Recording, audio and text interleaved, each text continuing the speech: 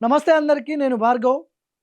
నరేంద్ర మోడీ ప్రమాణ స్వీకారం చేసి దాదాపు 2 సంవత్సరాలు దాటబోతుంది ప్రధానమంత్రిగా. సో, క్యాబినెట్ ఎక్స్‌పాన్షన్ చేయబోతున్నారు. కేంద్ర మంత్రులు రిజైన్ చేయబోతున్నారు కొంతమంది. కొత్త ఎంపీలకు కేంద్ర మంత్రి పదవులు రాబోతున్నాయి. మనకున్న సమాచారం మేరకు అమిత్ షా టీమ్‌లో ఉన్నటువంటి కొంతమంది వాళ్ళతో మనం డిస్కస్ చేసినప్పుడు వాళ్ళు చెప్పినటువంటి మనకు కొన్ని అంశాలను నేను మీ ముందు పెట్టే ప్రయత్నాలు చేస్తా.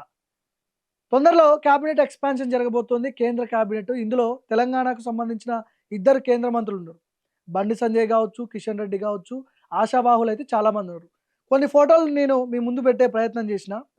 సో, కొంతమంది కేంద్ర మంత్రి పదవులు రాబోతున్నాయి తెలంగాణలో కొంతమందికి. ఉన్న వాళ్ళని పీకేసే ప్రయత్నంలో కేంద్ర క్యాబినెట్ అంటే కేంద్రంలో ఉన్నటువంటి పెద్దలు డిసిషన్ తీసుకున్నట్టుగా మనకు ఇన్ఫర్మేషన్ ఉంది. దాదాపు ఆహ్ 2 సంవత్సరాలైంది క్యాబినెట్ ఎక్స్‌పాన్షన్ లేక. 2 ఇయర్స్ అయితుందనుకుంటా ఇప్పటికి. టోటల్ 72 మెంబర్స్ ఉన్నారు. సో, దీంట్లో సగం మందికి పైగా కొత్త మంత్రులు ప్రమాణ స్వీకారం చేయబోతున్నారు. ఉన్న సగం మంత్రులు రిజైన్ చేయబోతున్నారు. ఎందుకంటే 2 ఇయర్స్‌కి ఒకసారి క్యాబినెట్ ఎక్స్‌పాన్షన్ చేయాల్సిందే ఖచ్చితంగా. ఎందుకంటే ఇప్పుడు ఆల్రెడీ 2 ఇయర్స్ ఉన్నారు. ఇంకొక 2 ఇయర్స్ కొత్త వాళ్ళకి అవకాశం ఇవ్వాలి. లాస్ట్ ఇయర్ మళ్ళీ ఎట్లైనా అది ఎలక్షన్ మోడ్. అది లెక్కలోకి తీసుకోరు. సో, కాబట్టి మనకున్న సమాచారం మేరకు తెలంగాణలో కేంద్ర మంత్రి పదవులు రిజైన్ చేయబోయేదెవరు? కొత్త మంత్రులు వచ్చేదెవరు? కొత్త మంత్రులుగా ప్రమాణ స్వీకారం చేయబోయేదెవరు? మనకున్న సమాచారం మేరకు కిషన్ రెడ్డిని రిజైన్ చేపిస్తున్నారు. కిషన్ రెడ్డిని ఆయనను ఆహ్, నేషనల్ పార్టీ జనరల్ సెక్రటరీగా ఆయన్ని నియమించబోతున్నారని చెప్పి మనకు సమాచారం ఉంది. పార్టీ జనరల్ సెక్రటరీ ఈయన.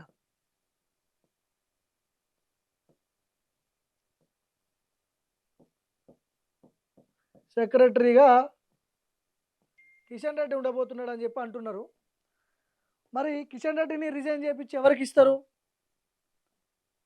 ఈయన కూడా రెడ్డి కాబట్టి ఇగో డీకే అరుణకి మంత్రి పదవి ఇవ్వబోతున్నారని చెప్పి మనకున్న సమాచారం. కిషన్ రెడ్డి ప్లేస్‌లో డీకే అరుణ అవ్వబోతుంది. కిషన్ రెడ్డిని ఆయనను తెలంగాణకే కాకుండా జాతీయ స్థాయిలో ఆయన్ని వాడుకోవాలి. పార్టీ జనరల్ సెక్రటరీగా కిషన్ రెడ్డిని నియమించి జాతీయ స్థాయిలో కిషన్ రెడ్డిని వాడుకోవాలనే ప్రయత్నంలో కిషన్ రెడ్డిని రిజైన్ చేపిచ్చి డీకే అరుణకి ఇవ్వబోతున్నారనే చర్చ లేదు గానీ మనమే చెప్తున్నాం ఇప్పుడు. మనకున్న ఇన్ఫర్మేషన్ ప్రకారం మనం చెప్తున్నాం. డీకే అరుణకే ఎందుకు ఇస్తున్నారు? కిషన్ రెడ్డి ఆమె కూడా రెడ్డి సామాజిక వర్గానికి సంబంధించిన ఎంపీ. సో, ఒక రెడ్డిని మైనస్ చేయాలి. ఇంకో రెడ్డిని ప్లస్ చేయాలి. ఇక్కడ బ్యాలెన్స్ అయిపోతది. ఇంకొకటి ఇప్పుడు ఎవరున్నారు? బండి సంజయ్ ఉన్నాడు. ఈయనను రిజైన్ చేపిస్తారు. ఈయన ప్లేస్‌లో లక్ష్మణ్‌ని తీసుకోబోతున్నారు. ఈయన కూడా మంత్రి కాబోతున్నాడు. లక్ష్మణ్ కూడా మంత్రి కాబోతున్నాడు. సంజయ్‌ని రిజైన్ చేపిస్తారు. ఎందుకంటే ఇక చూస్తూనే ఉన్నాం. గత కొన్ని రోజులుగా పెద్ద ఎత్తున కాంట్రవర్సీలో నిలిచిపోయింది కాబట్టి అదే రీజన్ అని అనుకోవద్దు. కాకపోతే 2 ఏళ్లకు ఒకసారి క్యాబినెట్ ఎక్స్‌పాన్షన్ ఉంటది కాబట్టి ఇదొక అవకాశంగా బీజేపీ తీసుకున్నది. ఇప్పుడున్న పరిస్థితుల్లో సంజయ్‌ని కంటిన్యూ చేసే పరిస్థితి అయితే లేదు. ఖచ్చితంగా రిజైన్ చేపిస్తారు.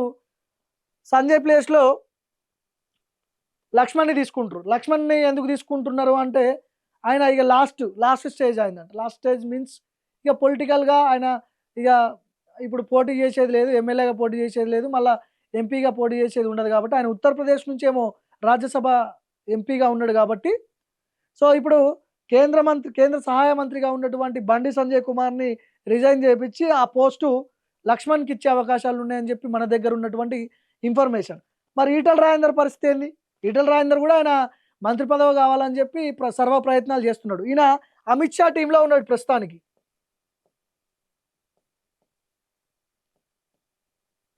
అమిత్ షా టీమ్‌లో ఈయనున్నాడు. ఈటెల రాజేందర్.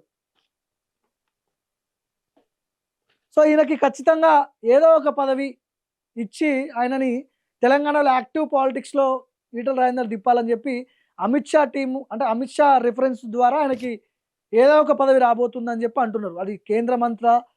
ఇప్పట్లో అయితే ప్రెసిడెంట్ ఇచ్చే అవకాశాలు లేవు. ఎందుకంటే రామచంద్రరావు ప్రమాణ స్వీకారం చేసి ఇంకా ఆయన ఇంకా పీరియడ్ ఉంది కదా! టైం ఉంది కదా! ఇంకా 3 ఏండ్లు ఏమో ఉంటది.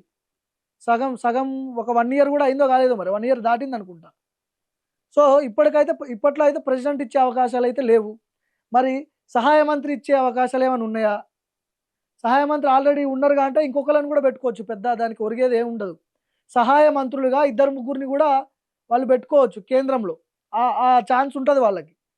సో, మరి ఈటెల రాజేందర్‌కి ఏమైనా సహాయ మంత్రి ఇస్తారా? సంజయ్‌ని రిజైన్ చేపిచ్చిన తర్వాత మళ్ళా సంజయ్‌కి వేరే పదవి ఇవ్వరిగ. అయిపోయింది. అంటే వాళ్ళు చెప్తున్న ప్రకారం నేను చెప్తున్నా. నేనేదో దీంట్లో ఇది చేసేదేం లేదు.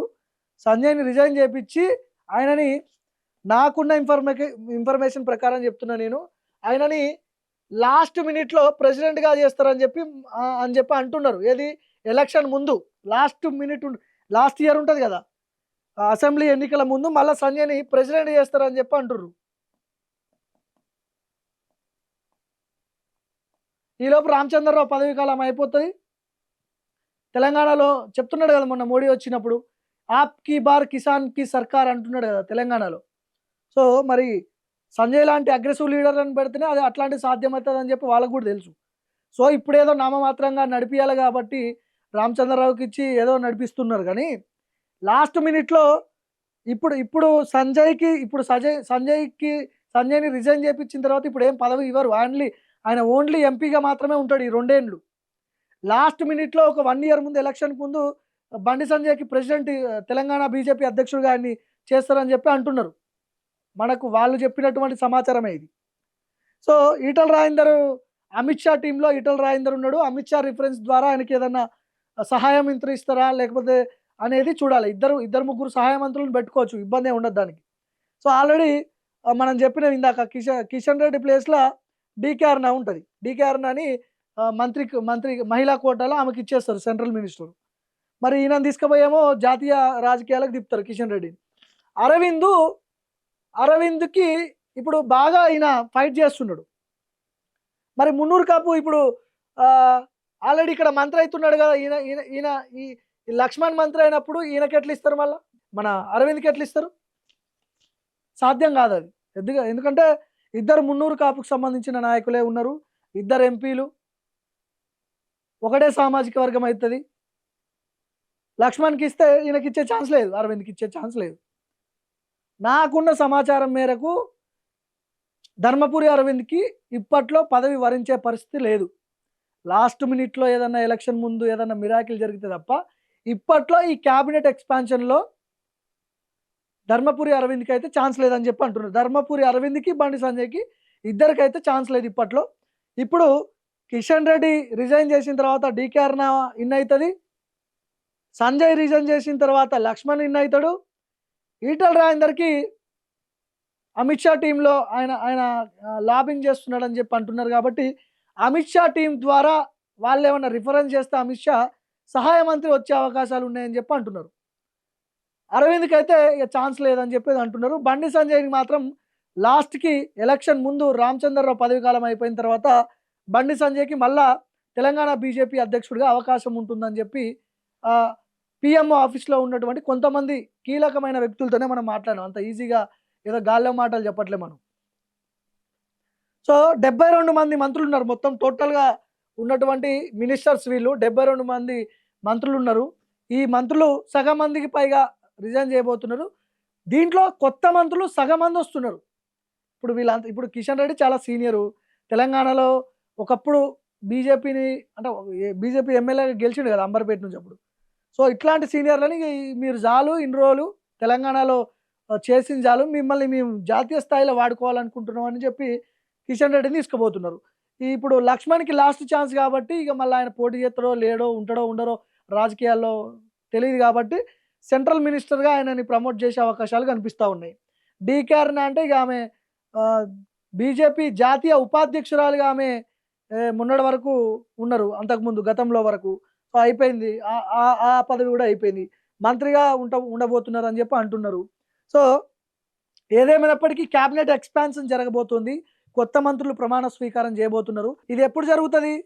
నాకు తెలిసి వాళ్ళు చెప్తున్నదేందంటే వాళ్ళతో మాట్లాడినప్పుడు ఇగో మే, మే లాస్ట్ వీకు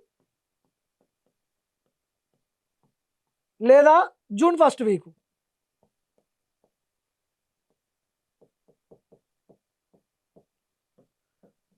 మే లాస్ట్ వీక్ లేదా June first week Narendra Modi దేశాల పర్యటనలు చేస్తున్నాడు కదా, వివిధ దేశాలు తిరుగుతున్నాడు, అటు ఇటు పోతున్నాడు కదా. ఆయన దేశీయ పర్యటన అయిపోయిన తర్వాత మే ఫస్ట్ వీక్ లేదా మే లాస్ట్ వీక్ లేదా జూన్ ఫస్ట్ వీక్లో క్యాబినెట్ ఎక్స్పాన్షన్ జరగబోతుంది. మనం చెప్పింది ఆల్మోస్ట్ 90% తెలంగాణ గురించి మాట్లాడుతున్నాం కాబట్టి, తెలంగాణలో ఉన్నటువంటి కేంద్ర మంత్రులు వాళ్ళ గురించి మాట్లాడుతున్నాం కాబట్టి ఓన్లీ రాష్ట్రంకే పరిమితమై చెప్తున్నా నేను. మిగతా రాష్ట్రాల్లో సెంట్రల్ మినిస్టర్ ఎవరు రిజైన్ చేస్తారు, ఎవరెవరికి కొత్త మంత్రులు ఇస్తారు అనేది తర్వాత ముచ్చడం, మళ్ళీ తర్వాత మాట్లాడుకుందాం మనం మళ్ళా. సో ఇదే జరగబోతుంది. మే లేదా జూన్ ఫస్ట్ వీక్లో క్యాబినెట్ ఎక్స్పాన్షన్ జరగబోతుంది. దీంట్లో మరి అసంతృప్తులు ఎవరు ఉంటారు నాకు తెలిసి. ఇప్పుడు ధర్మపురి అరవింద్ అసంతృప్తిగానే ఉంటాడు. ఇప్పుడు వీళ్ళకి ఇస్తే ఊకోడు కదా.